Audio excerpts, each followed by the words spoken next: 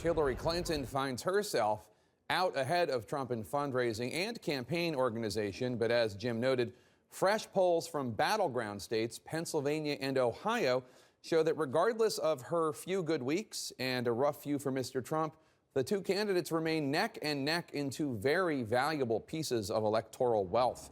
CNN senior political correspondent Brianna Keilar covered Clinton's speech in Columbus, Ohio earlier today. Brianna, Hillary Clinton might be ahead in our latest national head-to-head poll, but voters are still giving Trump higher marks on the economy and creating jobs. Yeah, significantly higher marks. And this is something, of course, the Clinton campaign is taking note of. The economy, Jake, is the issue that voters say is what matters to them most. And so Hillary Clinton has a lot of work to do.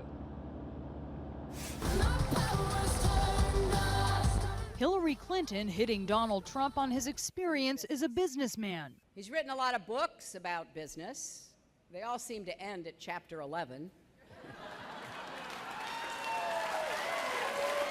Taking aim at him for going into bankruptcy with 4 of his corporations and for once calling himself the king of debt. The king of debt has no real plan for making college debt payable back or making college debt-free.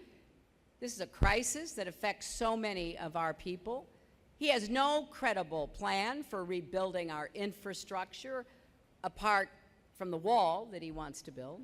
But Trump is embracing the moniker, tweeting, "I am the king of debt. That has been great for me as a businessman, but is bad for the country. I made a fortune off of debt. We'll fix U.S." Many voters agree. In a new CNN ORC poll, when asked who would better handle the economy, 51% of those polled said Trump. Clinton trailing him by 8 points.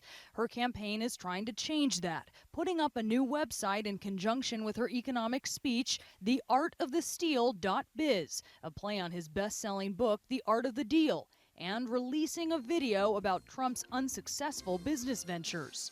You ever heard of Trump Steaks? You ever heard of Trump? You know what? You know what? Take a look at Trump Steaks. Ruined. Whatever happened to Trump Airlines? Trump Games, Trump Travel, Trump Ice. Trump Magazine, which folded. Trump World Magazine, which also folded. And Trump Mortgage. But as Clinton trails Trump on handling of the economy in the polls, she's crushing him on fundraising, with $42 million in the bank to Trump's $1.3 million.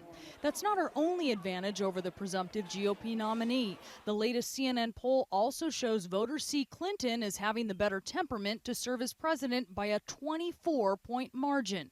Clinton today seeking to connect those doubts with putting Trump in charge of the U.S. economy. Just like he shouldn't have his finger on the button, he shouldn't have his hands on our economy. And as Hillary Clinton's anti-Trump rhetoric heats up, so does the speculation about who her running mate is going to be. The names in close consideration, CNN has learned, include Tim Kaine and Elizabeth Warren, as well as Housing and Urban Development Secretary Julian Castro and Labor Secretary Tom Perez. And also, Jay, kind of interesting, one Ohio Senator, Sherrod Brown, who has a very good rapport with Hillary Clinton. When are we going to find out? It might not be until around the Republican convention here in about a month. All right, Brianna Keilar, thanks so much.